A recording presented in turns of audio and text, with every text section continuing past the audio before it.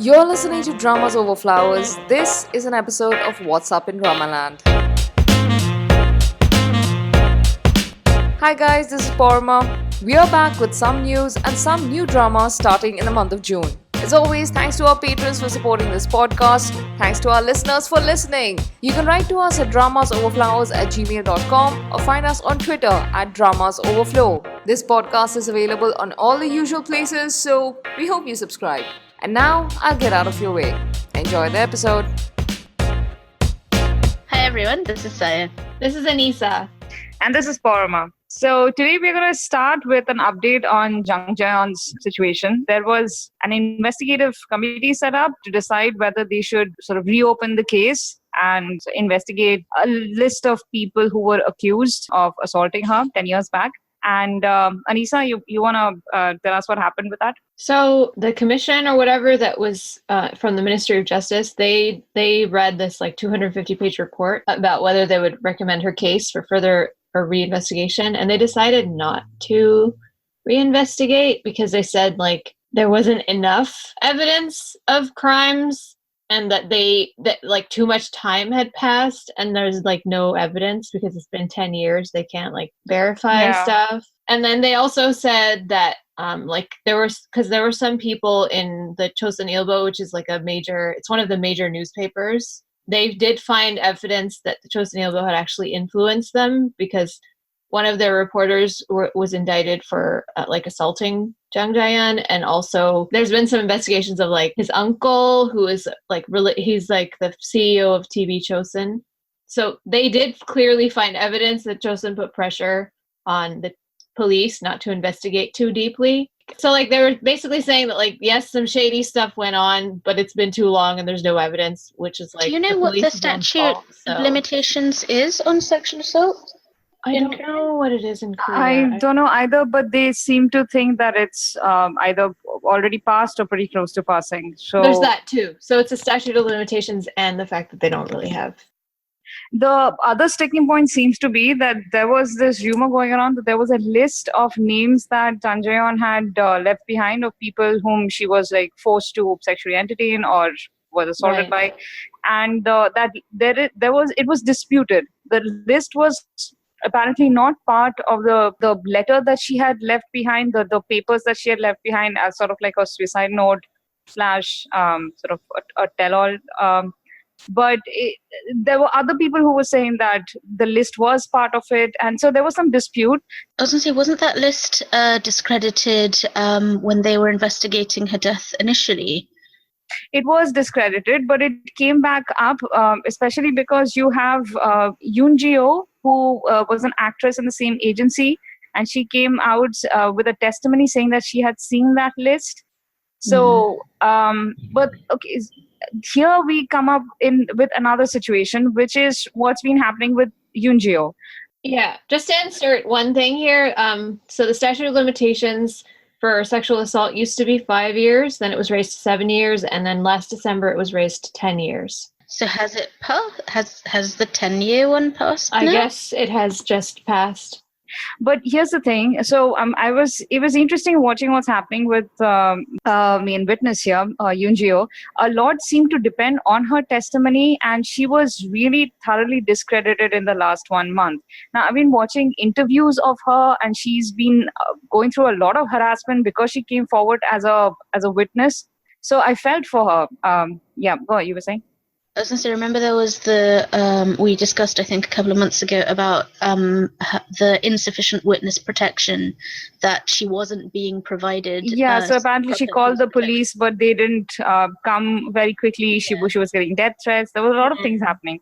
Last month, though, she was sued by a really well-respected writer, Kim Soo-min, who was like one of the highest-paying TV writers at one point. And she was sued because their representative said that she was in contact with Kim So-min about writing a book, I think the 13 testimonial, on the Jang Ja-yeon case. And Kim So-min basically asserted that she was using Jang Ja-yeon's case for profit and fame. And that that there were chats between the two of them where Yoon was basically discussing how much royalty she would get out of this and all of that stuff. That in and of itself is not a bad thing, but it's not looking very good. Plus, recently an ex-boyfriend of Jang Ja-yeon's was interviewed, and he said that he had never heard of Yoon and the things that she was asserting was she was just trying to, again, profiteer of Jang Ja-yeon's tragedy, and that. But yeah, I'm so extremely skeptical of this boyfriend. The boyfriend doesn't sound like he has much credibility because they broke up a month before he died. All he said was like he knew that she was like suicidal, and Yeah. also that he knew that she used to like change her clothes before she went to entertain people on behalf of her company as part of her job. But then at the same time, he's saying like that that doesn't think that any of these things are actually true, and the only reason that he's coming out is just like because she doesn't want her to ruin Jang Ja-yeon's reputation. So like that part, I was like, yeah. I don't find you Yeah. very credible.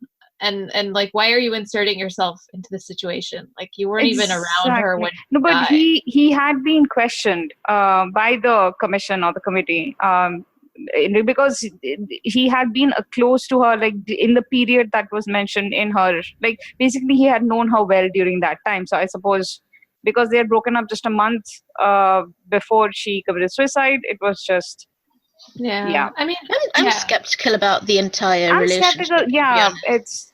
And also, like, there was this one, like, the article that you guys linked. I was just reading one part about her taking pills and how she frequently said things like, you know, I'm exhausted and I want to die. And just my immediate thought to that was, wow, how much did they pay you to say that? Because I mean, the thing that's being disputed is whether it was suicide. You know, it's that's a question now. Was it really suicide? And the other thing that really jumped out to me was that he said also that, you know, the Ja-yeon that I knew would never sexually entertain anyone for money. You What don't does do this that for even money. mean? You fundamentally misunderstood everything if you think that she did this for money. You know, I mean, I'm extremely skeptical of this guy. And also, you know, and even if he is telling the truth, like what makes him think that she would tell him about this stuff if it was actually going on? You know, like come on. And it is super fishy that, see, Yoon is pretty much the only witness who's come out with as much detail as she has to back up what Jang Ja-yeon had said. And without Yoon, there is practically nobody else. Like, okay, here is one other thing that happened, which gives more credibility to the writer's lawsuit against Yoon, not so much the boyfriend. Let's put him aside. The reporter who had initially reported on Jang Ja-yeon's, the details of that, the notes, what she had said, like the reporter who had brought it out into the light 10 years back, he was with the writer's lawyer when they went to the press and made the statement. And the lawyer said that what Yoon is saying about the list, that's not true. I never saw the list as part of those documents. So there is that. So there is something fishy going on with Yoon, but I'm not sure if that completely discredits her, or if it's become too messy and muddled at this point, which I suppose was the point. which is the point, yeah. Yeah. The thing is, like, sorry, go ahead. I was going to say, you don't need to actually have evidence. You only need to introduce doubt. Exactly, and which has been introduced in Damage her Reams. credibility. Yeah, exactly.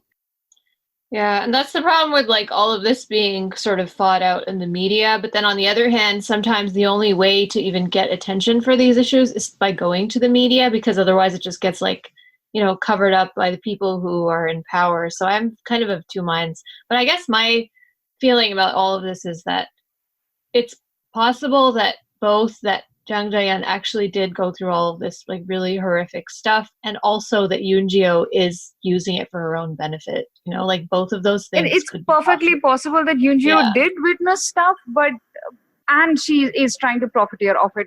It doesn't have to be either or. Right. So yeah. even if she is benefiting off of it, that doesn't mean that they should completely, like, you know, throw out the baby with the bathwater and completely just say that all of it was made up and that would really be a disservice to Jang Ja-yeon's memory.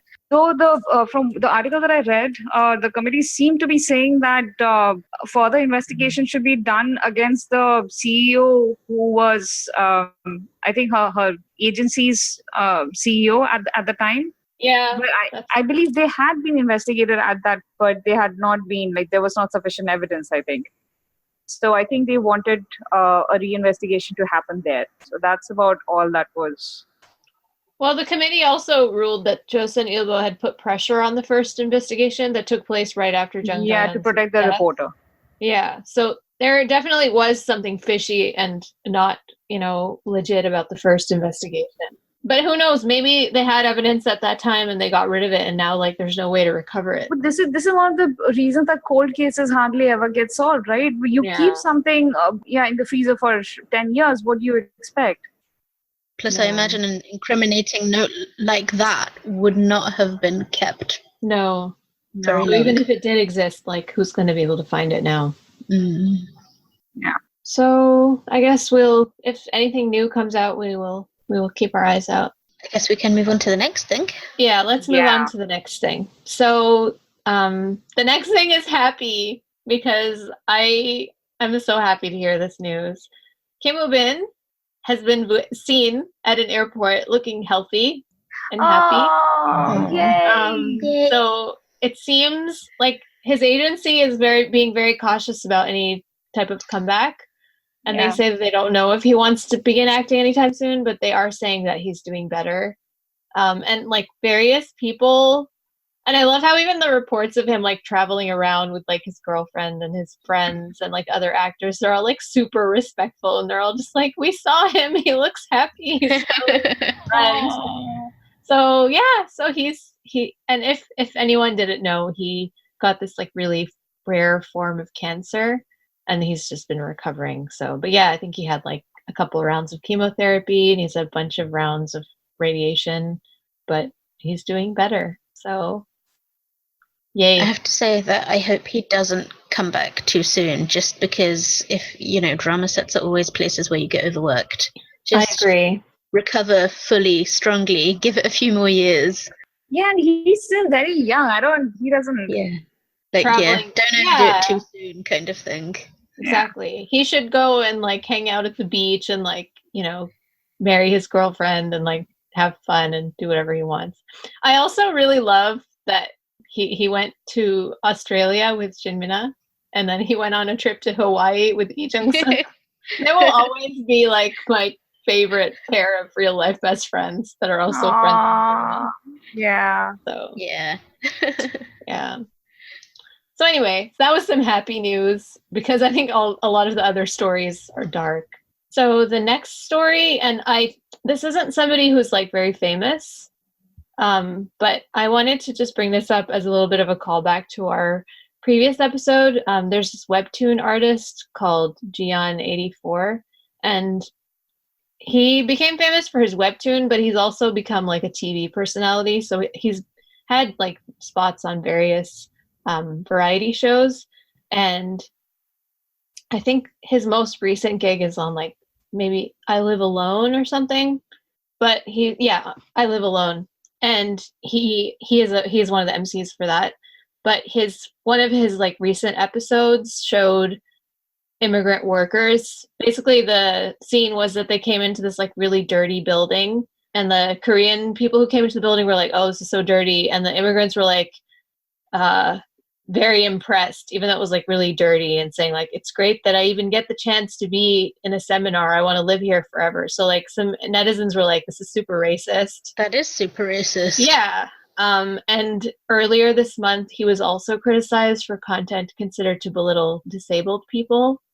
So the reason I wanted to bring this up is like, because last time we were talking about sort of multiculturalism and immigration in South Korea and stuff, but also because it's really common for webtoons to be adapted into dramas. And so like this guy has kind of made a career shift from being a webtoon writer and artist to like a TV personality, which I think is pretty rare. But clearly he doesn't deserve that special chance and he should be fired, in my opinion.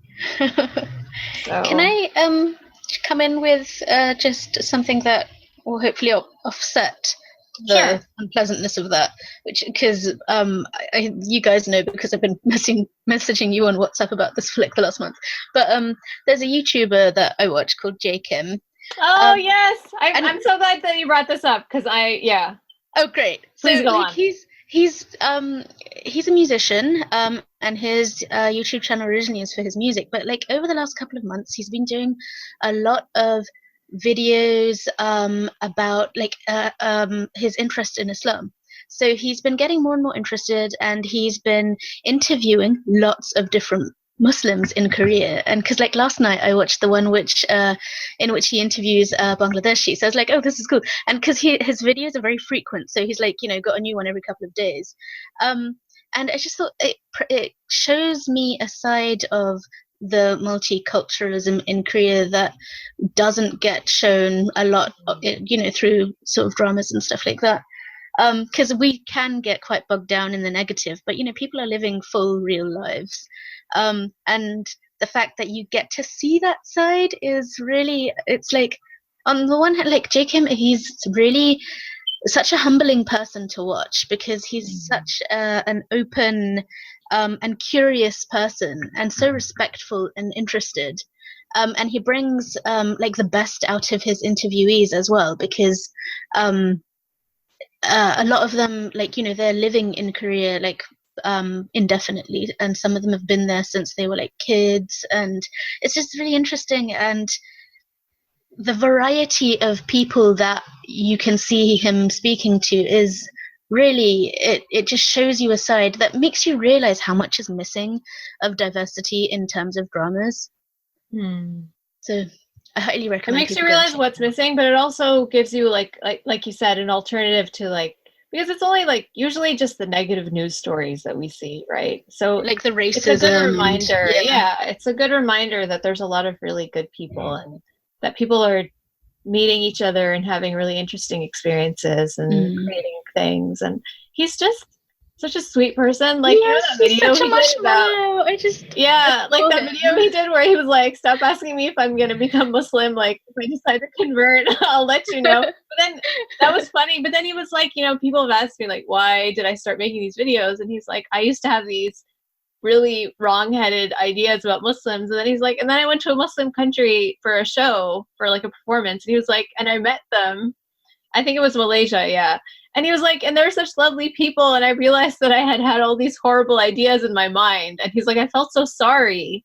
And like that feeling of sorriness, like who would create a whole series of videos just because you felt bad that you had stereotyped a group of people that you had never even met before? Like, it's not a regular kind of person who would do that. Right. And the fact that it was overtaken by his actual, like, genuine interest, not just in, like, the ideas, but in the people themselves. Yeah. Yeah, I really and it's like, it takes a lot of courage to, like, step that much out of the things that you know and that you've known your whole life. And, like, in this age of Islamophobia, it's nice to see somebody who's that, like, open-hearted and just genuine. So, we do have, like, a couple of quick entertainment casting type stuff. I'm not gonna like go into detail. Or do you want to do those, Saya, or should I? You can do them. Okay, I'm sorry. I feel like I've like taken over your segment. No. I mean, I feel like I've shirked my responsibility, so I might as well sort of do a good job of shirking. All right. Well, Kang Haneul was discharged from the military, and he was cast in a rom-com as a lead with Kang Haneul. It has an amazing cast. Also, the writer and the director, like, I'm really excited for this show. I'm so excited about this. Yeah, in September. So, like, you'll definitely hear us talking about it when it comes up, but we just wanted to give a shout out to that because it sounds like it's going to be amazing. Taekyun is also back. I put in the notes, do we care? But I'm sure he has fans, so welcome back. I've just added a lol to that. Yeah, I mean, I'm sure he's a nice person. Yeah. I'm not a huge fan of his acting, but I'm sure he's happy to be back, and his family. At least, I mean, he's not a terrible person that we know of so far. Not that we know of, yeah. So that's good. Plus, he's been in army, so there's a limit to how terrible you can be. I like how this is our standard now. Why is this? No, it's not our standard. It's become your standard. Oh, sorry, It's mine. up every time that they haven't had time to be bad while they're in the army. This is not our measuring stick, Saya. I'm a cynical person. Oh god. And then Kim Go-eun and Lee Min-ho have signed up for Kim and-suk's next drama, which is like a fantasy two doppelganger kind of like parallel universes drama. No, it sounds really cool though. Like you've got parallel universes of like one is a Korea like as it is like a republic, and one is like a Korea as a monarchy. And and like they can go between the worlds. It sounds really cool. I'm cool with this as long as she has a co-writer. I mean, I like the concept, but the thing is that I haven't liked Lee Min-ho in a long while. I used to love him so much, but then he just wore me down, man. I don't know if I would want to see him again. I'm excited by the plot, although I just remembered Memories of the Alhambra was not the one. But that's a different writer. This is the Goblin. This is the Goblin writer. Yeah, Goblin. Oh, great. But also Heirs. You think? Yeah, but I actually like Heirs. I never forget Heirs.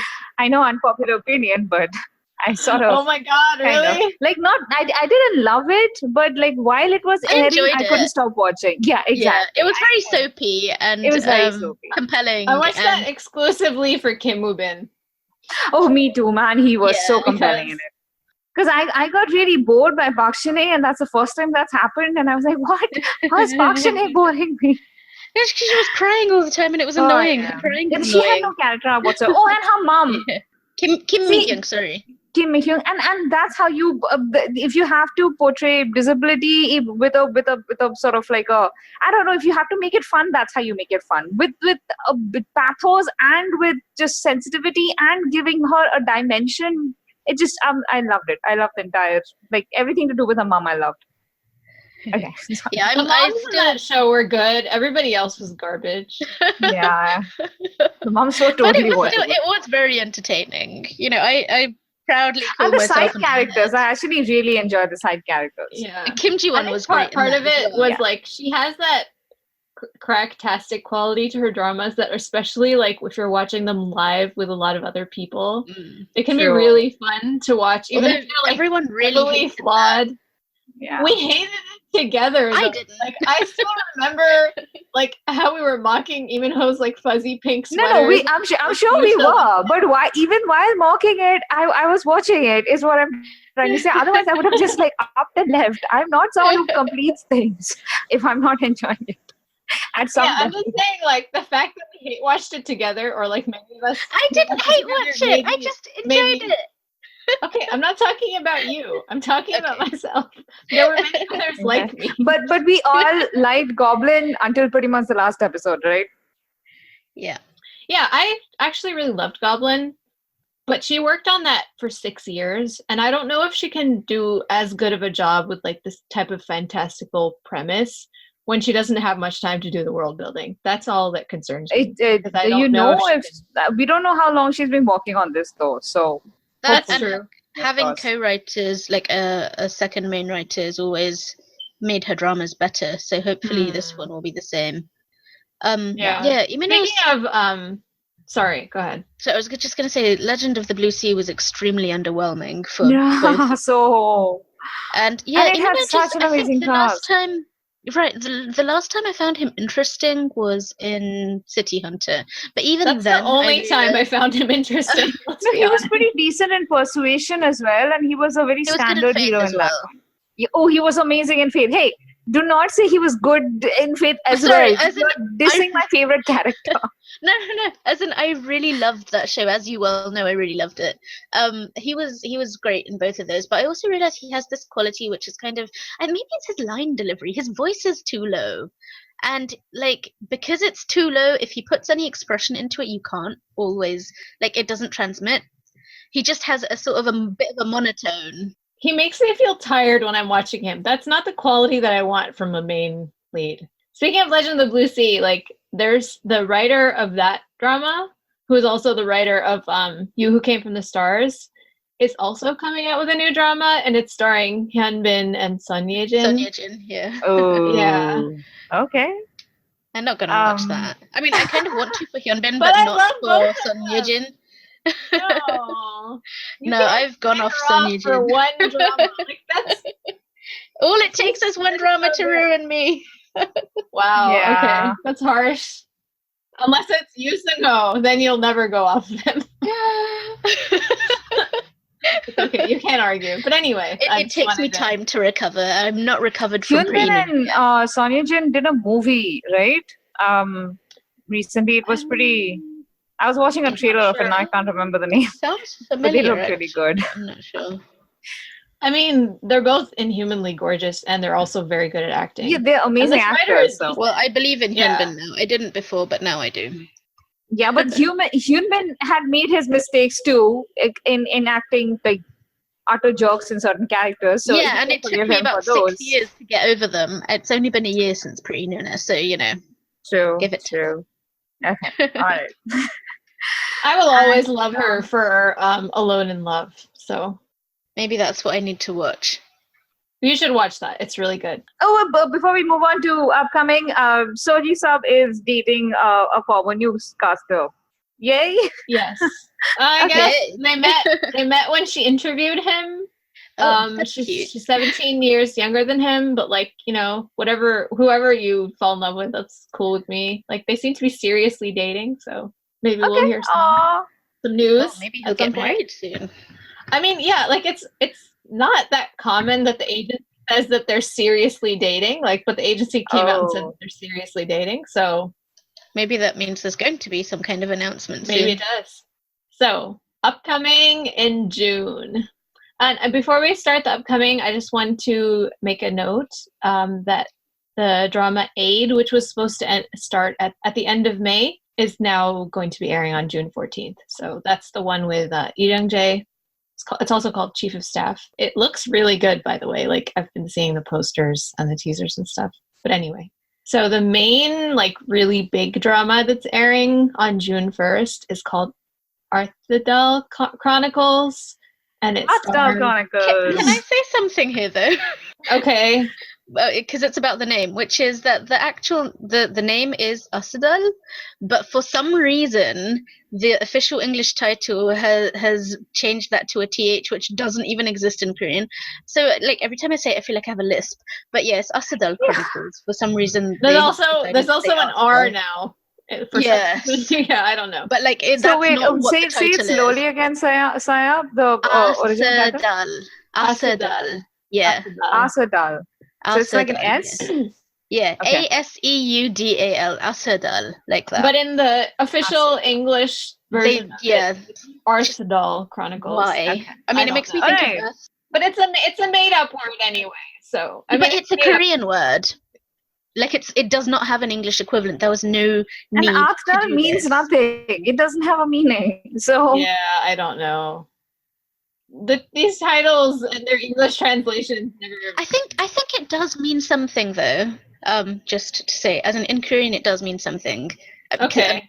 There's a restaurant in central London called Arthdal, so I imagine that it does mean something. Oh, I see. So you're saying that it has a meaning in Korean, but we. Yes. Yeah. Yeah. Okay. And Well, it's an actual Korean word. That's your research project for next month. Okay. Find out what it means. So it's going to be airing on TVN. It's also, I think, going to be released on Netflix. And it's going to be 18 episodes. And it's got like a weird, like 3-part structure, which I don't quite understand how that works. But it's being released in 3 different like portions. maybe it's going to be airing 3 on 3 consecutive days or something. I think it's 3 consecutive episodes, but I'm not quite sure. I guess we'll find out once it actually airs. But it stars Song Joong-ki, Jang Dong-gun, Kim Ji-won, and Kim Ok-bin. So like heavy hitting cast. And it's a drama, fantasy, historical. I have this like super long synopsis. Which we don't need to go to right now, but it's basically about people who were born with a destiny, and then it's, I guess, how they grapple with that destiny. Yeah, and there's some like race that is apart from humans that Kim Ok-bin is like a descendant of, and it's like very political and epic and legendary and intense. Yeah. And, See, I'm into the synopsis, though my only problem is that the glimpses I've had of the character outerwear, just the garments that they're wearing, is very weird. Underwhelming. Yeah, it's very underwhelming. They seem to be wearing, like, for instance, Kim Ji-won seemed to be wearing kind of like a, I don't know, with short sleeves under her weirdly fur clothes. I don't know what she was wearing. I don't know what either of them were wearing. Yeah, there's nothing. The teasers are very odd. Yeah, So- but then on the other hand, this is the director of Maya Joshi, Signal, and Misang, and the script writing team of Six Flying Dragons, Tree with Deep Roots, Queen Sunduk, and like HIT, which are Right. all On paper, it sounds like it's amazing, but sometimes it can be too amazing. Yeah. You know? I'm gonna check it out, but the teasers are weird. I'm always a little bit hesitant about these like massively epic sounding sort of dramas because it's like one of those where like it will either be amazing or it will fail amazingly hard. So I don't know. We'll see. Like Memories of the Alhambra. This actually reminds me of Legend, the drama that came out like a long time ago that maybe was from before you guys started watching dramas, but yeah, I haven't. It was by the writer of like Sandglass and What's Up, and like so it was from a really good team, but it just did not gel. Like somehow like she was trying to do Song Jina, right? Song Jina, yeah. Like it just didn't, like it was one of those where like she just tried to be too ambitious, or like the team and the directing team, like they just tried to do too much, and it just like didn't, it just failed for that reason. And sometimes I think that just happens if you like bite off more than you can chew. Or if you've got a lot of hype to live up to as well. Yeah, and especially with fantasy, like you guys were saying with like the costuming, like it has to be perfect or it's not going to be believable, and that's like a really high bar to have to. Yeah, but let's see how they set up the world, because maybe these peculiar costumes make sense in that world. And this is fully pre-produced, right? I'm not sure, but it's extremely expensive. Okay. I think 40 billion won, something like that. Yeah. Oh, wow. Wow. I mean, historicals are more expensive anyway, but yeah, and this is a fantasy, and they've hired these extremely popular actors, so and the writing and directing team, so I'm sure they're spending a lot of money. The next one is Perfume on June 3rd, KBS. It's 32 35-minute episodes, and it's Shin Sang-ruk as the male lead, and then Go-eun, who I haven't really seen anything as, the female lead, and it's a romance fantasy comedy. I have really mixed feelings about this. I have really mixed feelings about Go-eun. He's really peculiar hairstyle. In the few shots that I've seen. For me, that's a very minor detail. Although I can understand your feelings. But okay, so the premise, before we say anything else, premise is that he is a designer who's allergic to the world. And Go-eun-hee is an up-and-coming rookie model who moonlights as a housekeeper, but actually she was a housewife who got like magical perfume and suddenly became young and beautiful. As somebody who's like actually allergic to the world, I might just skip this one because I have a feeling they're just going to be like, he's allergic to the world, ha ha ha, isn't it funny? Like, I don't know. I have too much PTSD related to this stuff. I might just skip this one. Which is sad because I really wanted to see him as a lead in a rom-com, but I don't know if I can deal with this. He does do comedy amazingly, which may be why he has been cast in a comedy, and this is definitely a comedy romance. But I actually wanted to see him after Empress come back in something a little more serious and sinister, maybe. Not even villainous, something like maybe an anti-hero, or just something that. But anti-hero is very much his wheelhouse, whereas right, he's got such like amazing charismatic gravitas. Right, the darkness in his character is always like the most compelling thing. Yeah, and the character description that I got from this character sounds very shallow and kind of arrogant, and like it doesn't seem to have any depth, which I mean, a lot of times the promotional materials are incorrect, but it just seems like a very poorly thought out character to me. But let's wait and watch. I mean, he has made good decisions about the characters That's he's taken true. up before, so let's just trust in him and keep our fingers crossed. And Yeah. I'm like literally allergic to perfume, so maybe you guys can watch this and tell me if it'll make me break out in hives or not. Yeah. All right. Also on June 3rd is Investigation Couple Season 2, which stars Jang Ja-yeon and the rooftop prince Jung Yumi.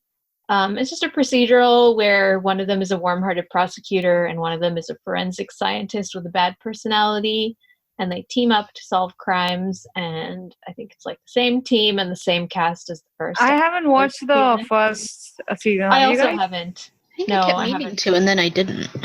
Yeah, I mean, the actors are both really good. I just haven't. I'm sure. I think this just passed under my radar. I probably would have watched it. This seems kind of in my wheelhouse. Yeah, it sounds good.